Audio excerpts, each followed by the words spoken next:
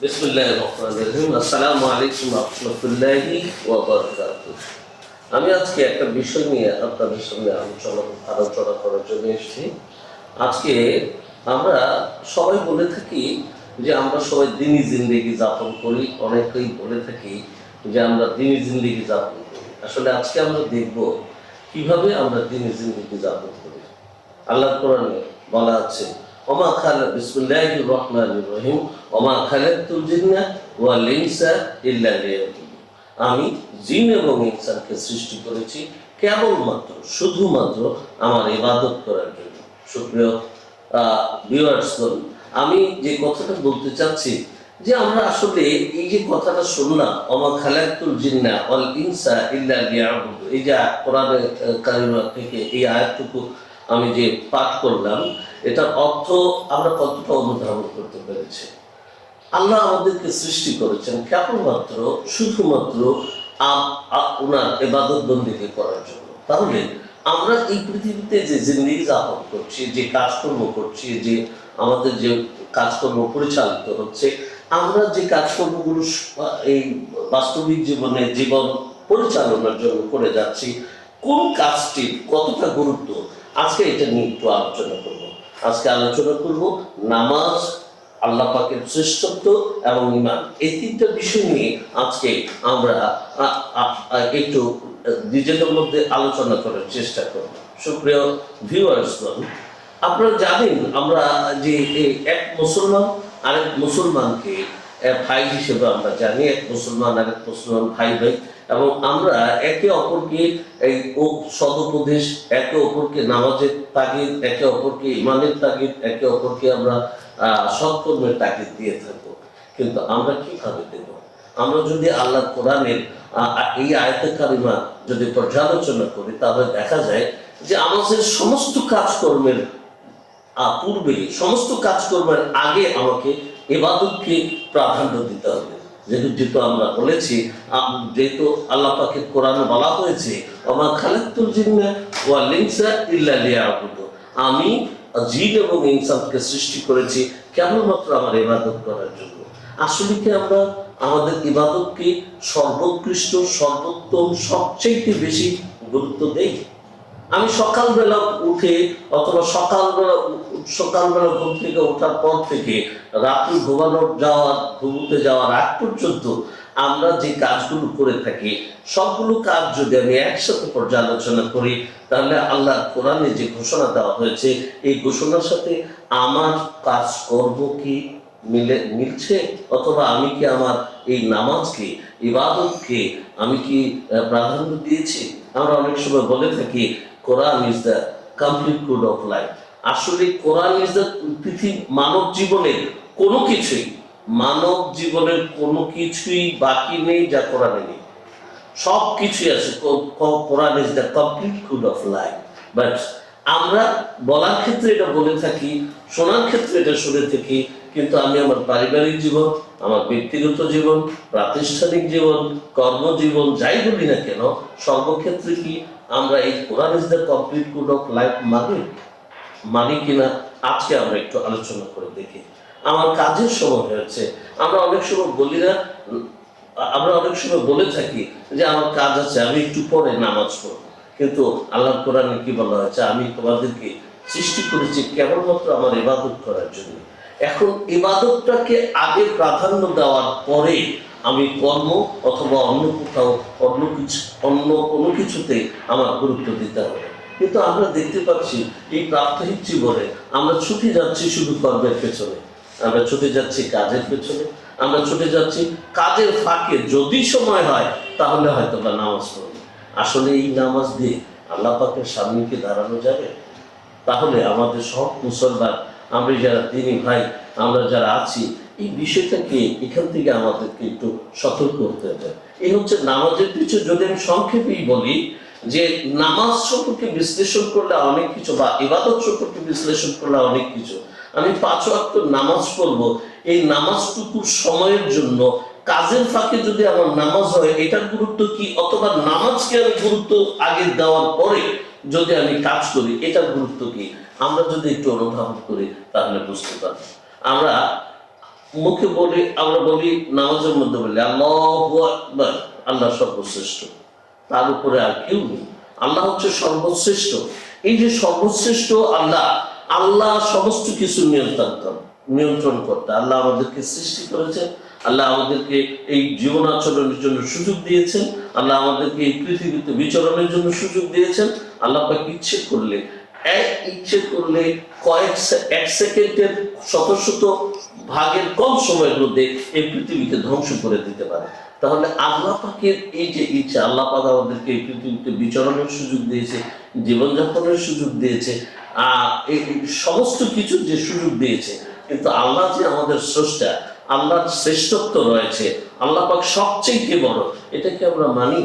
ব্যক্তিগত জীবনে আমরা দেখে থাকি কোনো বড় ভাই অথবা কোনো নেতৃত্ববান ব্যক্তি অথবা কোনো প্রভাবশালী ব্যক্তি, তার প্রভাবে আমরা প্রভাবিত হয়ে অনেক কিছু করে ফেলি। সেক্ষেত্রে কি অনেকটা শিরিক হয়ে যাচ্ছে না? আমরা কি আল্লাহর শ্রেষ্ঠত্বকে ভুলে যাচ্ছি না? সেজন্য সমস্ত কাজের আগে আল্লাহ সবচেয়ে বড়, আল্লাহ সবচেয়ে সবার নিয়ন্ত্রণ কর্তা, আল্লাহ আমাদের সৃষ্টিকর্তা। এই বিষয়টা আমাদের অন্তরে বারবার করে অনুধাবন করতে হবে, বারবার করে আওড়াতে হবে, বারবার করে বলতে হবে। আল্লাহ আমাদেরকে খাওয়ায়, আল্লাহ আমাদেরকে জীবন ধারণের সুযোগ দেয়, আল্লাহ আমাদেরকে বিচরণের সুযোগ দেয়, আল্লাহ আমাদেরকে আমাদের সমস্ত কিছু পৃথিবীর সব সুযোগ সুবিধা দিয়ে থাকে। সেজন্য সূরা আর-রহমানে বলা হয়ে থাকে, তোমরা আমার কোন কোন নিয়ামতকে অস্বীকার করবে, তোমরা আমার কোন কোন নিয়ামতকে অস্বীকার করবে। তো সেজন্য আমার কোন কোন নিয়ামতকে তোমরা অস্বীকার করবে। তারপরেও আমরা প্রতি পদে পদে শিরক করছি। আমরা কারো প্রভাবে, কোনো নেতার প্রভাবে, কোনো শক্তির প্রভাবে অথবা শক্তির উৎস হচ্ছে শক্তি, মানে এটা আল্লাহ পাক আমাদেরকে যদি শক্তি দেয় তাহলে আমরা শক্তিমান, না হলে আমরা একেবারে নিস্তেজ ধ্বংস হয়ে যাবে। আমরা এই জন্যই আমাদের আল্লাহর শ্রেষ্ঠত্বকে প্রমাণ করতে হবে কাজে এবং কর্মে। আমি সমস্ত জায়গায় আমার যত বড় বিপদই হোক না কেন, আল্লাহ ব্যবস্থা করবেন, আল্লাহ পাক আমাদের জন্য, আল্লাহ সহায়, আল্লাহ মেহেরবানি করবেন। এই কথাগুলো আমরা বলি না।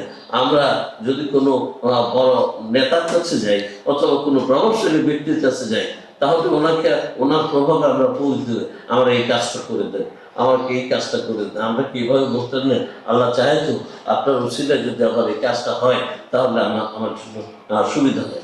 আপনারা আল্লাহকে সবার আগে, আল্লাহ যে স্রষ্টা, আল্লাহ যে সৃষ্টিকর্তা, এটি আমরা অনেক সময় ভুলে যাই।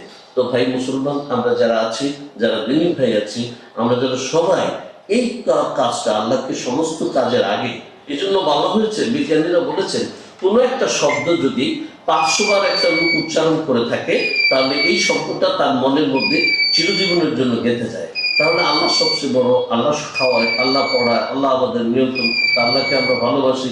এই যে আল্লাহ সব প্রতিটা শব্দের মধ্যে, প্রতিটা কাজের মধ্যে, প্রতিটা অনুপ্রেরণার মধ্যে যদি আমরা আল্লাহকে সামনে নিয়ে আসি, তাহলে হয়তো আমাদের মধ্যে এই আল্লাহ যে স্রষ্টা, আল্লাহ যে সৃষ্টিকর্তা, এই মানসিকতাটা আমাদের মধ্যে তৈরি হয়ে যাবে। আমরা কলমা একটু পড়েছি, লা ইলাহা ইল্লাল্লাহু মুহাম্মাদুর রাসূলুল্লাহ সাল্লাল্লাহু আলাইহি সাল্লাম, আল্লাহ ছাড়া কোনো মাবুদ নেই। হযরত মুহাম্মদ সাল্লাল্লাহু আলাইহি সাল্লাম আল্লাহ পাকের শ্রেষ্ঠ নবী এবং শেষ নবী। আমরা কি এই যে আল্লাহ ঈমানের এই যে কথাটার অর্থ হচ্ছে আমি আল্লাহকে স্বীকার করলাম, আল্লাহ ছাড়া কোনো মাবুদ নেই, আমরা আল্লাহ ছাড়া কোনো মাবুদ নেই এবং মুহাম্মদ সাল্লাল্লাহু আলাইহি সাল্লাম হচ্ছেন শেষ নবী, এই যে এবং শ্রেষ্ঠ নবী, সর্বশ্রেষ্ঠ নবী, আর তারপরে আর কেউ আমাদের আসবে না। এই যে আমাদের এই কথাগুলো, এগুলো অন্তরে ফিট করতে হবে যে আল্লাহ ছাড়া কোনো মাবুদ নেই, আমাদের আর কোনো মাবুদ থাকতে পারে না, আমাদের আর কোনো সৃষ্টিকর্তা থাকতে পারে না। আমাদের একমাত্র যিনি আমাদেরকে সৃষ্টি করেছেন, একমাত্র আল্লাহই হচ্ছে আমাদের সৃষ্টিকর্তা। এই যে ইমানের এই যে পরিচয়, আমরা ওই কলমা শাহাদাত আশহাদু আল্লা ইলাহা ইল্লাল্লাহু ওয়াহদাহু লা শারীকা লাহু ওয়া আশহাদু আন্না মুহাম্মাদান আবদুহু ওয়া রাসূলুহু, আমরা সাক্ষ্য দিই আল্লাহ এক ও অদ্বিতীয়। আসলে কি আমরা সেভাবে কাজ করি? ইমানের একটা পরিচয়, ইমানের বিষয়টা হচ্ছে এরকম যে আমি যা মুখে স্বীকার করব, এটা মুখে স্বীকার করবো, অন্তরে বিশ্বাস করবো এবং কাজে পরিণত করবো। এখন আমরা যদি আমাদের জীবনাচরণ আমরা যেভাবে পরিচালিত হচ্ছে, আমরা যেভাবে আমাদের জীবন পরিচালিত করছি, আসলে কি আমরা এই বিষয়টা কি কখনো মনে করছি যে আমার এই যে আমি মুখে স্বীকার করছি কিনা, অন্তরে বিশ্বাস করছি কিনা এবং কাজে পরিণত করছি কিনা? আমরা যখন আমাদের বিশেষ বিশেষ ক্ষেত্রে দিনকে আমরা সামনে নিয়ে আসছি, অথচ এটা হচ্ছে আমার সুবিধার জন্য, কিন্তু আসলে আল্লাহ নবী কি বলেছেন, কোরআন সুন্নাহ কি বলেছে, ওই অনুযায়ী আমরা আমাদের জীবন পরিচালিত করছি না। স্বাভাবিকভাবে আমরা ব্যক্তিগত জীবনে অনেক শিক্ষিত মানুষ, আমরা অনেক সময় বলে থাকি আমরা আমরা কি নামাজ পড়ি না, আর নামাজ পড়লে কি হবে, বেহেশতে যাওয়া যাবে?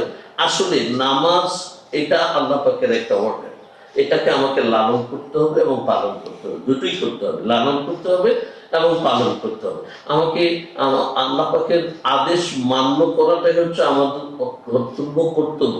এই বাকি বিষয় কি হবে, এটা আল্লাহ পাকের মেহেরবানি। আল্লাহ পাক আমাকে কোথায় রাখবেন, কি করবেন, সেটা আল্লাহ পাকের মেহেরবানি। কিন্তু আমরা আমাদের এই যে ইমানের যে একটা বিষয়, মুখে স্বীকার করা, অন্তরে বিশ্বাস করা এবং কাজে পরিণত করা, আমি যে জায়গায় যাই না কেন সেই এই বিষয়টা আমি মুখে স্বীকার করবো, অন্তরে বিশ্বাস করবো এবং এবং কাজে পরিণত করবো। এই কাজটা আমরা কখনো করি কিনা? আমরা সাধারণত যখন ক্ষমতাবান হয়ে যাই তখন প্রথমত আল্লাহ যেহেতু সৃষ্টিকর্তা আছে এটাই আমরা ভুলে যাই, অথচ আল্লাহ পাক অসংখ্য উদাহরণ এই পৃথিবীতে রেখেছেন, আমাদের সামনে দেখিয়েছেন।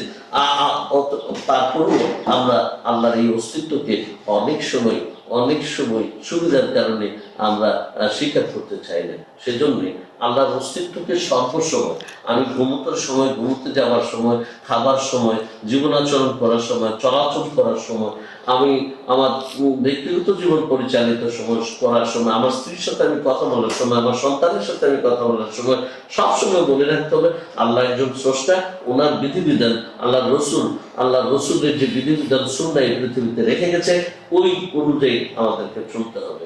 আমরা অনেক নামাজি আছে, অনেকে আমরা তাহাজ্জুদ করি, আমরা অনেক নামাজি আছি শেষ বয়সে তাহাজ্জুদ করি, নামাজ পড়ি, দাড়ি রাখি, টুপি রাখি, অথচ আমি যেই ঘর থেকে আসলাম ওই ঘরে তালা দিয়ে বাসা মসজিদে চলে আসলাম, নামাজ পড়ে দেখলাম পরিবারের সকল সদস্য ঘুমোচ্ছে।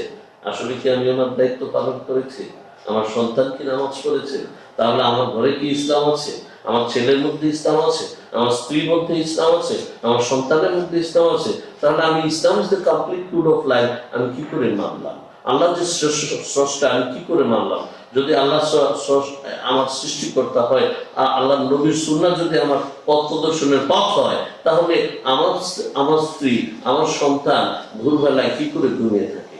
তাহলে কি করে এই আল্লাহ রসুলের নির্দেশিত পথ থেকে দূরে সরে থাকে? সেজন্য আমরা প্রতিটা কাজে কর্মে আমরা আল্লাহ কোরআন এবং সুন্নাহ অনুযায়ী চলবো। যেমন আমি খেতে বসেছি, এখানে আল্লাহ নবী কি বলেছেন, কোরআন শরীফে কি বলা আছে, আমি বিসমিল্লাহ বলে শুরু করবো আমি আমার খাবার।